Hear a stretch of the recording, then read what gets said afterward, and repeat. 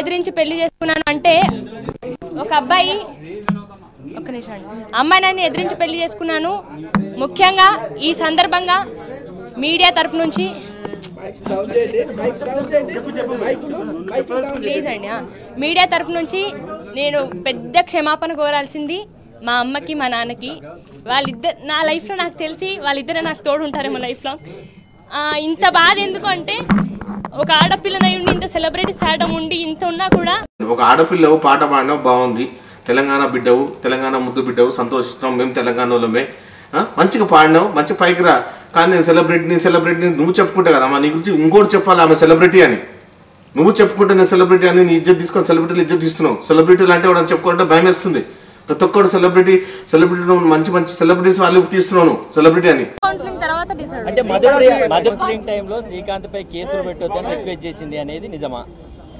అవును, 100% నిజం. ఎందుకంటే ఒక మానవత్వ హృదయంతో చేశానండి అది.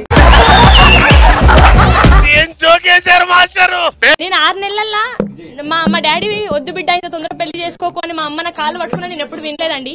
కానీ ఈ 6 నెలల జీవితం నాకు 60 నెలల ఒక మైండ్ సెట్ ఇచ్చిందండి. 60 ఏళ్ళు నేను స్ట్రాంగ్ గా బతకగలను ఒక అమ్మాయిగా. ఈ 6 నెలల జీవితం నాకు ఒక్క నిమిషం అండి. పెళ్ళైన నేను లవ్ మ్యారేజ్ చేసుకున్నాను, ఎంత కొట్లాడి చేసుకున్నానో ప్రతి ఒక్కరికి తెలుసు. మీడియాలో చూస్తున్న ప్రతి ఒక్కరికి నేను ఎంత ఫైట్ చేసి శ్రీకాంత్ పెళ్లి చేసుకున్నానో తెలుసు. పెళ్లి చేసుకున్న 3 నెలలకే 4 నెలలకే తను వచ్చి నువ్వు ఎట్లాంటి దానివో నీ మీడియాకు చెప్తా, నువ్వు గలీజ్ దానివని అదని ఇదని చెప్పి వాడేంది చెప్పేది నా గురించి మాట్లాడే రైట్ కూడా నా కొడుక్కి లేదు. నేను ఇప్పుడు చెప్తున్నా, నా గురించి మధుప్రియ అనే ఈ అమ్మాయి గురించి మాట్లాడే రైట్ కూడా శ్రీకాంత్ గారికి లేదు. నేను ఫైనల్ గా చెప్తున్నా ఇదే మాట. ఎన్నన్నా చెప్పుకోని ఒక కుక్క 100 అరుస్తుంది, 100 అరిచినంత మాత్రం నా కుక్కను పట్టుకుంటే నేను కూడా కుక్కనే అయిపోతానండి. మళ్ళీ వేస్తాడు. ఏం కౌంటర్ సార్ ఇవి? జీ మీలో నీ కామెడీ యాంగిల్ కూడా వాడుకోవచ్చా? వాడుకోవయ్యా, అన్ని యాంగిల్స్ వాడుకో.